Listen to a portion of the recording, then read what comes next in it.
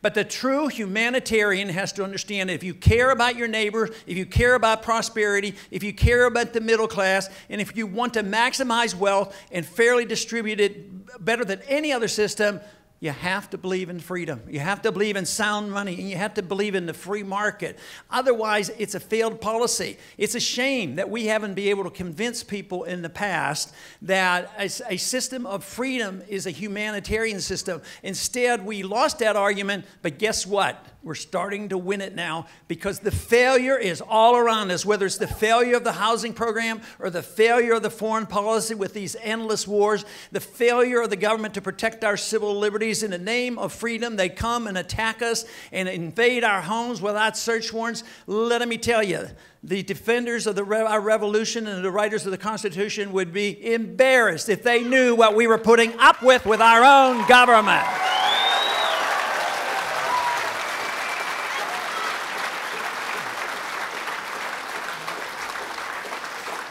But once again, they play on fears and innuendos and try to scare the people. After 9/11, of course, we had to go after the bad guys. And I voted to go after the bad guys, to go after the al-Qaeda that was responsible. But look, it took over 10 years to get hold of bin Laden. At the same time, they took 10 years to invade countries they were just itching to invade in and occupy. They used it as an excuse. But what about what they did to, what the Congress and the President did to the American people? The American people weren't guilty, but what has happened? They went and immediately passed the Patriot Act, which undermines your liberties. The Patriot Act is one thing for certain. It is not patriotic.